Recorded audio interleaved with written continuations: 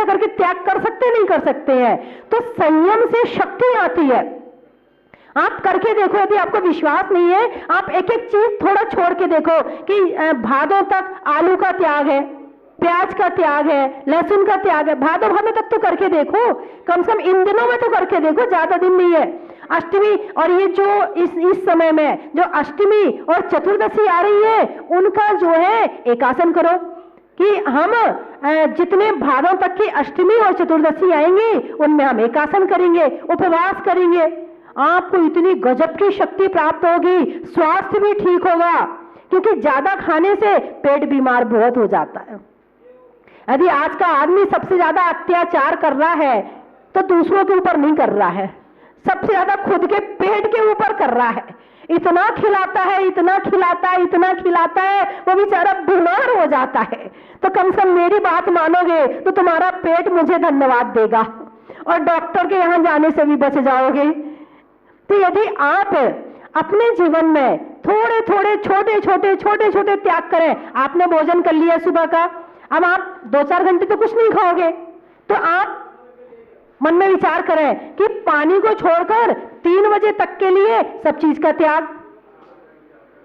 पानी की छूट रख लो भाई, पानी एक आपको लगता है कि जरूरी है, पानी की छूट रख लो और बाकी त्याग। इसी तरह से और भी चीजें हैं आप त्याग करके, और फिर आप देखें आपके जीवन में कितनी विशुद्धि बढ़ती है, आपका मन कितना शांत रहता है, आपकी आत्मा कितनी प्रसन्न रहती है। त्याग करने के बाद आत्मा प्रसन्न होती है, खाने के बाद मन प्रसन्न होता है। यदि आपने अच्छा रसगुल्ला खा लिया या किसी शादी में बढ़िया बढ़िया आइटम खा लिए, मजा आ गया। आज तो क्या आइटम बने थे, आपका मन प्रसन्न हुआ। आज हमारा उपवास है, आपकी आत्मा प्रसन्न होगी।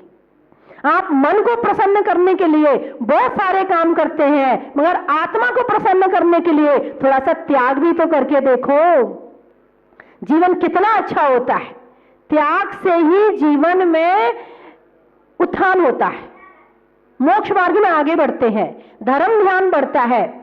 और जब आपकी धर्म ध्यान बढ़ेगा, विशुद्धि बढ़ेगी, विशुद्धि बढ़ेगी, पापों का क्षय होगा, और पापों का क्षय होगा, जो रुका हुआ काम भी होगा वो भी हो जाएगा। क्योंकि सारे जितने भी हमारे बुरे हैं या काम है, और या फिर हमारे काम में कोई अटकन आ रही है, वो पाप के उदय में आ रही है, और पुण्य अधिक हो जाएगा तो पाप भाग जाएगा। मेरी बात आपके समझ में आ गई? जोर से बोलो, आ गई? बोलो आ गई, बोलो आ गई।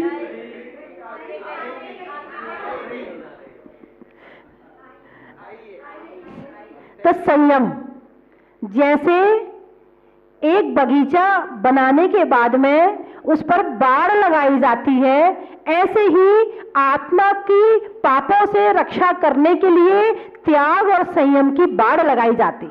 जैसे ही आपने त्याग करना शुरू किया, आपके आत्मा के आसपास बाढ़ लग गई और पापों से उसकी रक्षा हो जाएगी।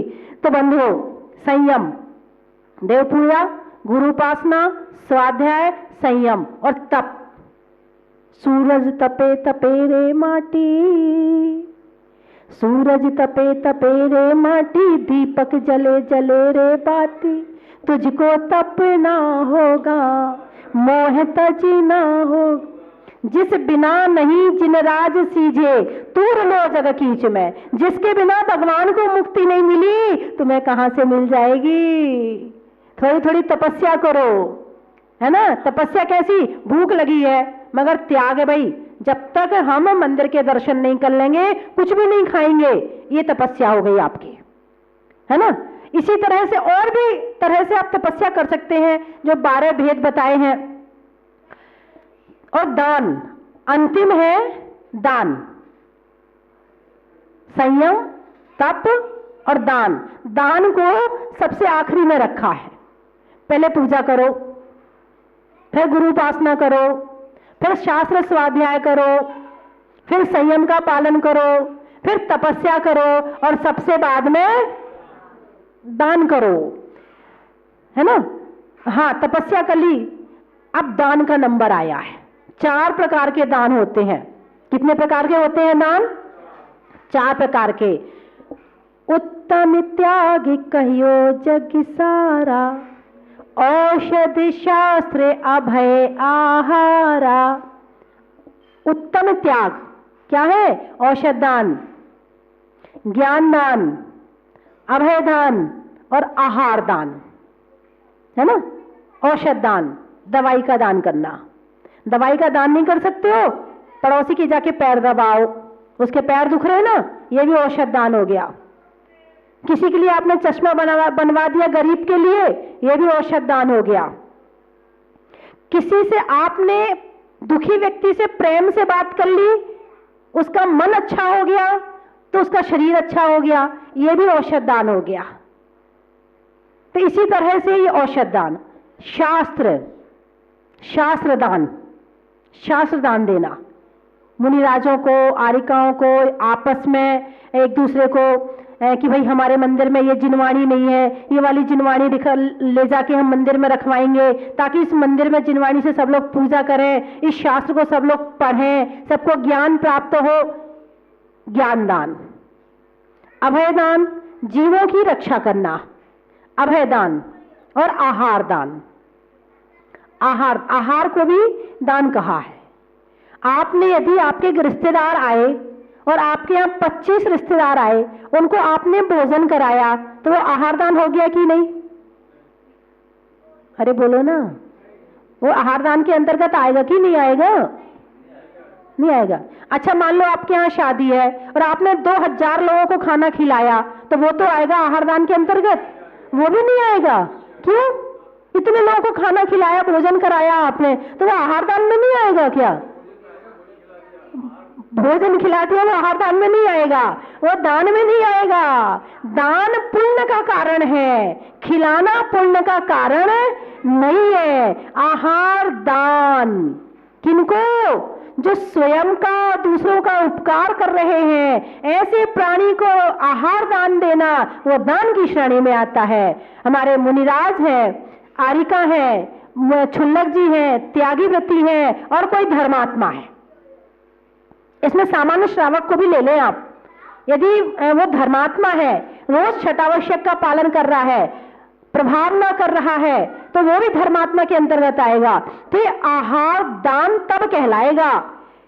आपको 2000 आदमी को खाना खिलाने के बाद, भोजन कराने के बाद इतना सुख नहीं मिलता है जितना एक साधु को आहार देने के बाद में मिलता है। 2000 आदमियों को भोजन कराने के बाद ये आप ये नहीं कहते हमारा जीवन तो धन्य हो गया। अरे हमने 2000 आदमियों को भोजन करा दिया, हमारा जीवन तो धन्य हो गया, आप कभी नहीं कहते हो। और एक साधु को आहार करवा दो तो क्या कहते हो? हमारा जीवन तो धन्य हो गया, आज हमने एक साधु महाराज का आहार करवा दिया। बताइए कितना अंतर है। गेहूं वही है, दाल वही है, चावल वही है, मसाला वही है, मात्र किनको दिया जा रहा है, इसके अंतर से कितना बड़ा अंतर पड़ गया। और आहार दान से भोग भूमि की प्राप्ति होती है। यदि शास्त्र पढ़ने वाले आप हो तो आपको पता होगा कि यदि भोग भूमि जाने का ज्यादा से ज्यादा कोई कारण है तो वो है आहार दान। आप अपने लिए, अपने परिवार के लिए भोजन बनाते, बड़ी अच्छी बात है। रिश्तेदार आते हैं उनके लिए बनाते, और अच्छी बात है। मगर यदि आपके गांव में कोई साधु है तो उनको आहार कराकर ही आहार करना चाहिए। मुनि को भोजन दे फिर निज कर ही आहार है। पहले मुनिराज को आहार दो, फिर स्वयं भोजन करो। पहले इंतजार करते थे कि आ जाए। भरत चक्रवर्ती पहले दरवाजे पर खड़ा होता था परिवहन के लिए, मुनिराज आते थे उन्हें आहार देता था, फिर स्वयं भोजन करता था। और किसी दिन नहीं आते थे, मुनिराज नहीं आ पाते थे तो मन में बड़ा कष्ट मानता था कि आज मेरे घर में सूतक है कि पातक है जो आज मैंने मुनियों को आहार नहीं दिया है। कभी आपको ऐसा लगा है? आप भोजन करने बैठते हो तो भोजन करने के पहले साधु की याद आई है? अरे जब भोजन करने बैठो तो उसके पहले एक बार हाथ जोड़ो, आंख बंद करो, सभी मुनिराजों को याद करो, हे भगवान जहां जहां ढाई दीप में मुनिराज जितने भी त्यागी व्रती विराजमान है, सबका आहार निरंतराय हो। और आज हम आहार नहीं दे पा रहे हैं, इसलिए हे प्रभु यहीं से भावना भा रहे हैं, उसके बाद ग्रास तोड़ो। तो आपकी भावना में समझना भक्ति है, और वरना आपन पेट हाउ और हम न दह काऊ। पहले तो पेट भर खिलाते थे और अब प्लेट भर खिलाते हैं। पहले भोजन बना के रख के सोचते थे कोई आ जाए उन्हें खिला के खाएं, अब भोजन बना के रखा कोई आ जाए तो सोचते ये कब जाए तब खाएं। ये और कहां से बीच में आ गया। तो बंधुओं, अपने जीवन में भगवान की आज्ञा जो मैंने विशेष आवश्यक के रूप में बताई है, जरूर पालन करें। संयम का पालन कर रहे हैं, इसमें हमारी आत्मा का हित है, हमारा भला है और हमारे जीवन का उत्थान है। इसी शुभ भावना के साथ बोलिए 34वां भगवान की। धर्म स्नेही बंधुओं, राजा पुहपाल, उनकी 2 पुत्रियां मैना सुंदरी और सुर सुंदरी पढ़कर के वापस आई। राजा ने देखा पुत्रियां बड़ी हो गई, इनका विवाह करना चाहिए। जिनके घर में पुत्री होती है, थोड़ी सी बड़ी होती ही चिंता लग जाती है, रात को नींद भी नहीं आती है, आंखें बस एक ही बात ढूंढती है कि वो लड़का कहाँ है जिससे हम अपनी पुत्री की शादी करते हैं। राजा पुहपाल के मन में भी थोड़ी सी चिंता ने जन्म ले लिया, लेकिन थोड़ा राजा शायद मॉडर्न थे। उन्होंने दोनों पुत्रियों को बुलाया, बेटी बताओ तुम्हें कौन सा वर पसंद है। सुर सुंदरी बड़ी थी, पहले उससे पूछा कि बताओ बेटी तुम्हें कौन सा वर पसंद है। बेटी ने कहा पिताजी उस राज्य का राजकुमार मुझे बहुत पसंद है।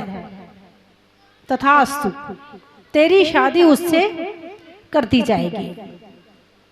बेटी मैना तुम बताओ तुम्हें कौन पसंद है।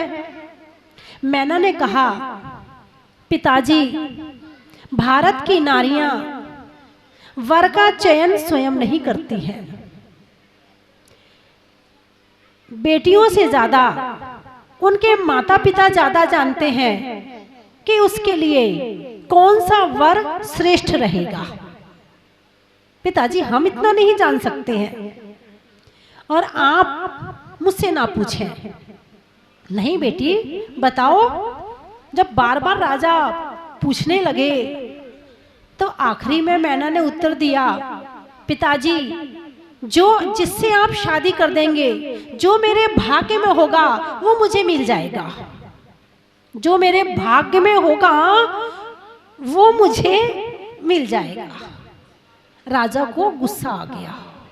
अच्छा, जन्म दिया, पढ़ाया, लिखाया, बड़ा किया, महलों में पाला और आज कह रही मेरे भाग्य में जो होगा वो मिल जाएगा।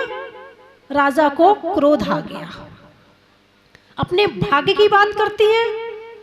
मैना ने कहा हाँ पिताजी, यदि मेरे भाग्य में ये महल नहीं होता, महल के सुख नहीं होते तो मैं आपके यहाँ जन्म लेने वाली नहीं थी। ओहो, ये तो बड़ी ऊंची ऊंची जुबान में बात करती है, बड़ा ज्ञान सिखाती है मुझे। तू तो मेरे से बड़ी बन गई, मैंने तेरे लिए सब कुछ किया, सारी जिंदगी लगा दी और आज अपने भाग्य की बात बताती है मुझे। चल देखता हूं तेरा भाग्य क्या लिखा है तेरे भाग्य में।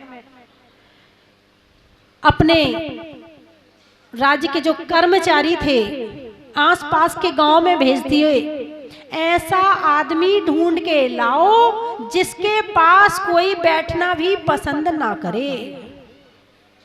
जाओ ढूंढ के लाओ।